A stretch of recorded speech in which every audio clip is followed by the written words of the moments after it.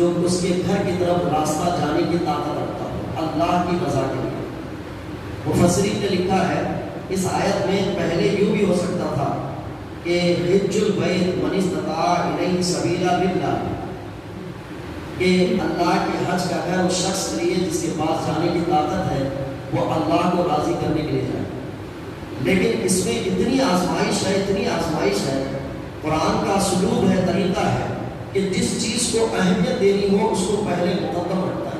تو اس میں مقدم یہ رکھا گیا ہے کہ بندے کو جگہ جگہ آزمائش ہے، ریاکاری کی، شیطان کے وسوسوں میں آنے کی، عبادتوں میں خلل پیدا کرنے کی، تو بندے کو الرٹ کیا گیا کہ ہر موقع پہ اللہ کو راضی رکھنے کی نیت کرے، للہ علی الناس، اللہ کی رضا کے لیے۔ تو حاجیوں سے گزارش کہ اپنی دعاؤں میں پوری امت کو یاد رکھیں، امت کی بھلائی، خیرخواہی، ایمان، عمل، تقویٰ، طہارت کی حفاظت کے لیے دعا ہو۔ درود پاک پڑھیں، اللہم صلی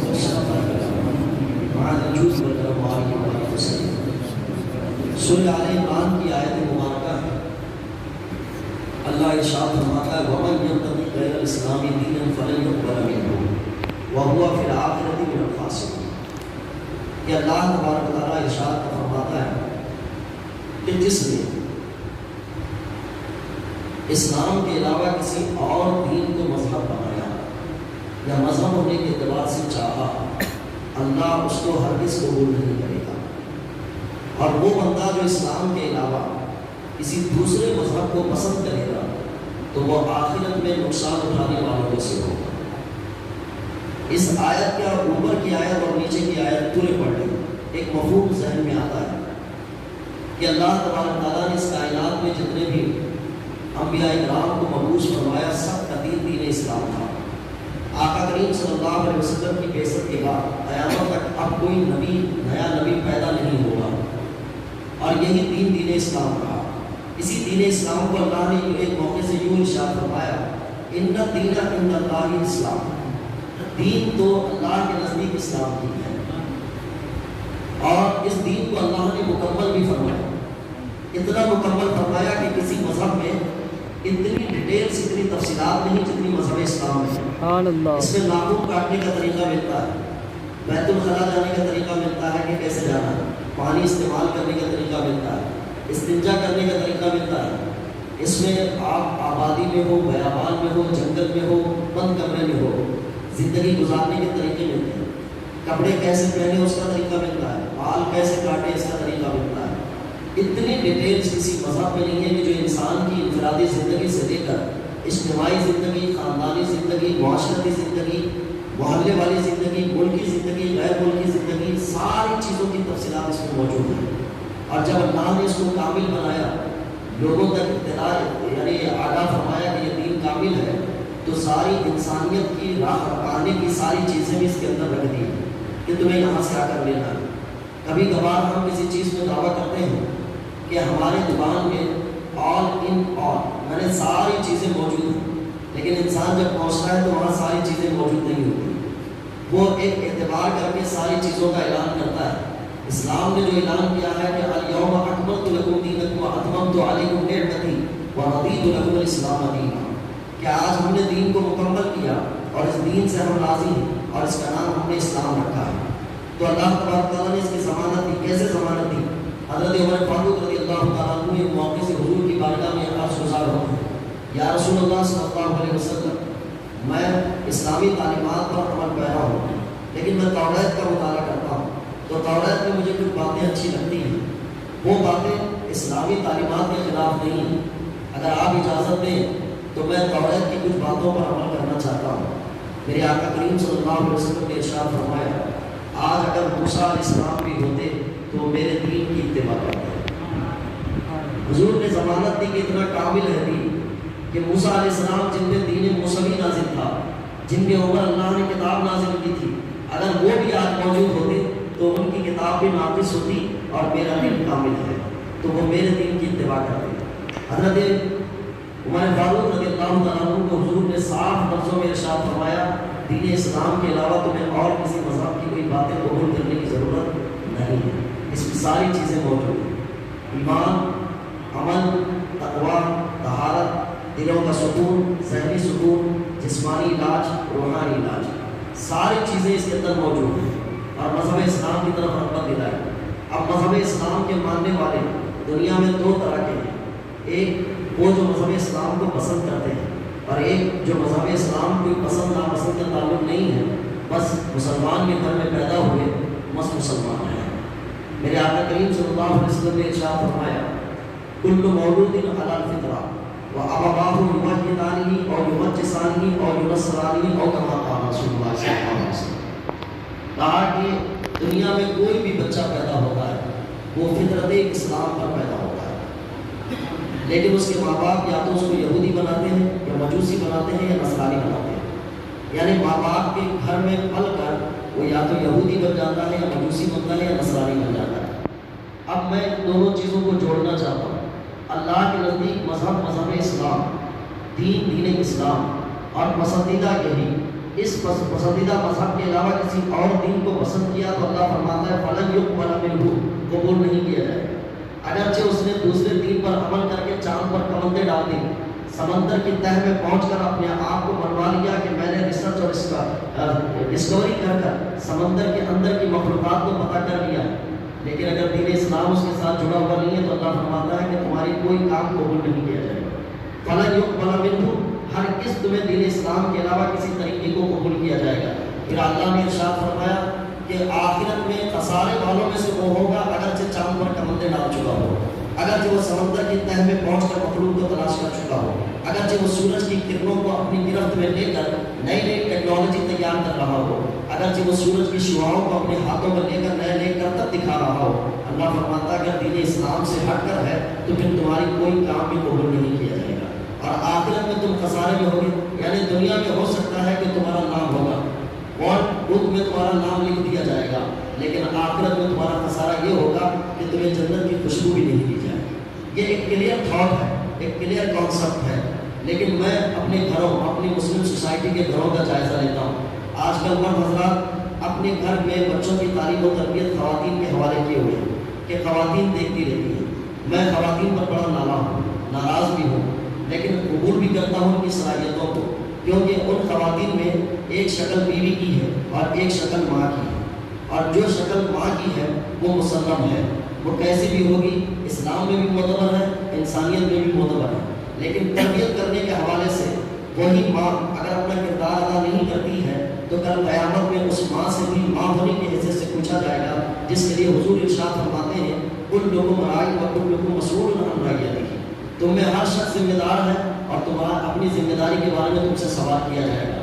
تو وہ ماں جو آج ماں ہے اس سے بھی سوال کیا جائے گا۔ اکثر ہماری خواتین مذہب اسلام کی پابند نہیں ہیں، اور ان کے ہاتھوں میں پرورش پانے والی اولاد وہ بھی مذہب اسلام کی پابند نہیں بن رہی ہے۔ آپ کو اور ہمیں اندازہ ہو 1947 کا ایک دردناک واقعہ ہے ہمارے ملک میں کہ 47 سے پہلے مسلمان دو حصوں میں تقسیم ہو گئے۔ ایک کا کہنا یہ تھا کہ ہم اپنا ملک بنائیں گے، اور ایک کا کہنا یہ تھا کہ ہم اسی ملک میں رہیں گے اور اس ملک کو ہم پسند کرتے ہیں۔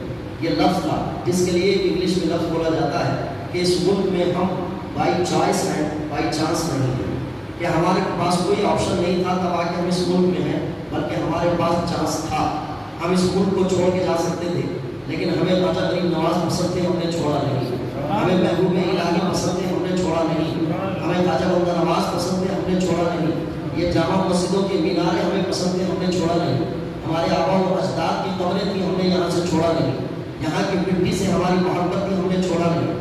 اسی سرزمین کے حوالے سے میرے حضور نے کہا تھا کہ مجھے یہاں سے ٹھنڈک کی خوشبو آتی ہے، میرے کو اس زمین سے راحت اور خوشبو آتی ہے، اس زمین کو ہم نے چھوڑا نہیں۔ ہم اس ملک میں بائی چانس نہیں، بائی چوائس ہے، ہم نے پسند کیا۔ جن لوگوں نے چھوڑنے کے لیے کہا تھا انہوں نے کہا تھا کہ تم اقلیت میں رہو گے ستائے جاؤ گے، تم اقلیت میں رہو گے تمہاری موت لنچنگ ہوگی، تم اقلیت میں رہو گے تو اکثریت تمہارے خلاف قانون بنائے گی، تم اقلیت میں رہو گے تمہیں مار مار کر پیٹا جائے گا۔ ان ساری تکلیفوں کا احساس تھا، ان ساری پریشانیوں کا احساس تھا، پھر بھی ہم اس ملک کو پسند کیے، اس لیے کہ یہ ملک ہمارے لیے بائی چوائس تھا، یہ پسندیدہ تھا۔ اور انسان کی عادت ہے جب کسی کو پسند کرتا ہے تو اس پسندیدہ چیز کو کبھی چھوڑتا نہیں اور اس سے منہ نہیں پھیرتا اور اس کو اپنا کر رکھتا ہے۔ اس معاملے میں اس کو تکلیفیں بھی ہوتی ہیں تو برداشت کر لیتا ہے، مصیبتیں بھی آتی ہیں تو برداشت کر لیتا ہے، اس کے آنے والی رکاوٹیں بھی آتی ہیں تو برداشت کر لیتا ہے۔ انسان کی فطرت ہے، جس کو پسند کر لیتا ہے اس کو چھوڑتا نہیں۔ لیکن میں آج اپنے دلوں میں ہاتھ رکھتے ہوئے ایک سوال کرنا چاہتا ہوں، کیا ہم نے بھی مذہب اسلام کو پسند کیا ہے؟ کیا ہم مذہب اسلام سے خوش ہیں؟ کیا مذہب اسلام کی تعلیمات ہماری پسندیدہ ہیں؟ کیا مذہب اسلام کو بھی ہم نے یہ کہا ہے کہ ہم بائی چوائس اسلام کو قبول کیے ہیں، بائی چانس نہیں؟ صرف مسلمان کے گھر میں پیدا ہو گئے ہیں اس وجہ سے ہم مسلمان نہیں، بلکہ اسلام ہمارا پسندیدہ مذہب ہے، اسلام ہمارا بائی چوائس ہے۔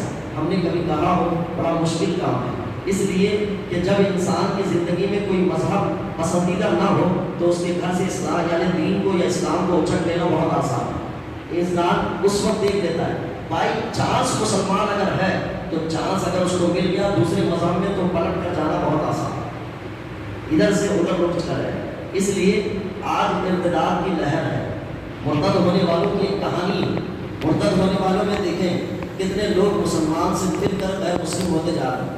صرف ایک لڑکیوں کی کہانی نہیں ہے، لڑکیوں کے علاوہ مردوں کی بھی کہانی ہے کہ مسلمان اسلام کو چھوڑ کر دوسرے مذہب میں جا رہے ہیں۔ وجہ آپ بہت ساری تلاش کریں گے، کوئی کہتا ہے کہ سازشیں چل رہی ہیں، کوئی کہتا ہے کہ اس کے اسلام کے خلاف تنظیمیں بنائی گئی، کوئی کہتا ہے کہ اسلام کے خلاف پیسے کا استعمال کیا جائے، کوئی کہتا ہے کہ اس کے اسلام کے خلاف اس کو نیست و نابود کرنے کی بڑی بڑی حرکتیں ہو رہی ہیں، حکومتیں ساتھ دے رہی۔ ان ساری وجہوں کو جمع کر لیجیے آپ، لیکن ان وجوہات میں اگر یہ وجہ تلاش کرتے ہیں کہ جو لوگ اسلام کو چھوڑ کر جا رہے ہیں، اسلام ان کے لیے پسندیدہ مذہب تھا، بائی چوائس تھا یا بائی چانس تھا؟ اگر بائی چوائس تھا تو بائی چوائس والے کبھی بھی اسلام کو چھوڑا نہیں کرتے۔ آپ آئیں بلال حبشی رضی اللہ تعالیٰ عنہ کی بات کہ انہوں نے اسلام کو پسند کیا تھا، گرم چٹان پہ لٹایا گیا تھا اور ریت پر لٹایا گیا تھا، اسلام کو انہوں نے پسند کیا تھا۔ اس کے آقا نے، حضرت بلال حبشی کے آقا نے ایک بات کہی تھی، احد کہنا چھوڑ دو۔ انہوں نے کہا کہ جان لے لو، احد کہنا نہیں چھوڑو۔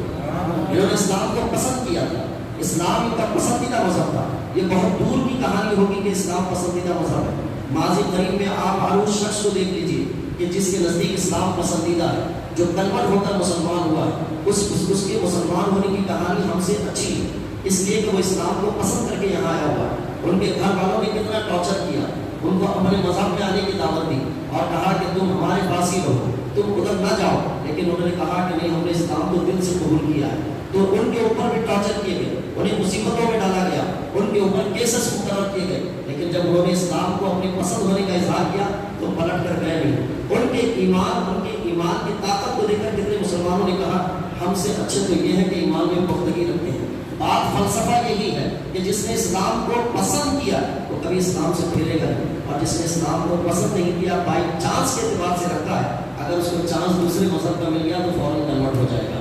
بچیاں اگر ہماری جا رہی ہیں تو ہم نے کبھی اس پر غور نہیں کیا کہ بچیوں کے جانے کی وجہ کیا ہے۔ بعض نے کہا والدین ذمہ دار، بعض نے کہا ٹی وی کا کلچر ذمہ دار، بعض نے کہا یہ موبائل ذمہ دار، بعض نے کہا یہ اسکول اور کالج کی تعلیم ذمہ دار، بعض نے کہا کہ ان کی تربیت سے نہیں ہوئی ہے، بعض نے کہا کہ دینی تعلیمات جیسے مردوں کے لیے ہوتی ہے عورتوں کے لیے نہیں رکھی گئی۔ اس وجہ سے ان ساری وجوہات کو جمع کر لیجیے، لیکن ایک وجہ بیچ میں پھر آئے گی، ان لڑکیوں کے نزدیک مذہب اسلام پسندیدہ تھا کہ نہیں تھا؟ اگر پسندیدہ تھا تو کسی کے پاس اسلامی تعلیمات نہیں بھی پہنچی ہوگی تو وہ اسی کو یاد رکھے گا کہ مذہب اسلام کا میں ماننے والا ہوں، جان لے لو لیکن عہد کہنا نہیں چھوڑو۔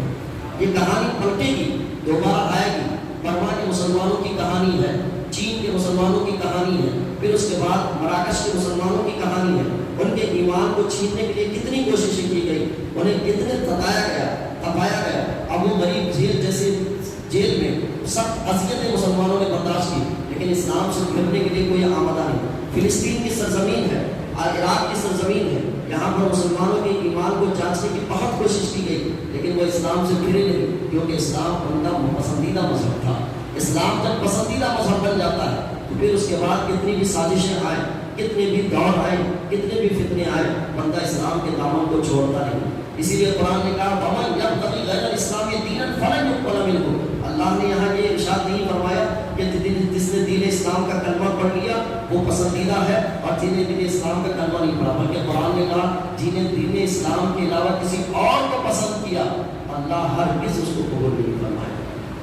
ہم نے آج بچیوں کو برقع پہننے کی عادت ڈلوا دی، انہیں پتا ہے مسلمان کے گھر میں جب بچیاں رہتی ہیں تو برقع پہننا چاہیے، لیکن مان لیں کہ کل کالج میں برقع اتارنے کا حکم آ گیا تو بچیاں اتار بھی دیں گی، کیونکہ ہم نے ان کو یہ نہیں بتایا کہ برقع ہے کیا، ہم نے یہ بتایا کہ برقع گھر میں پہنا جاتا ہے، مسلمان ہو تو پہننا چاہیے تم کو، لیکن جب کالج میں اتار دیا گیا تو اتر بھی جاتا ہے۔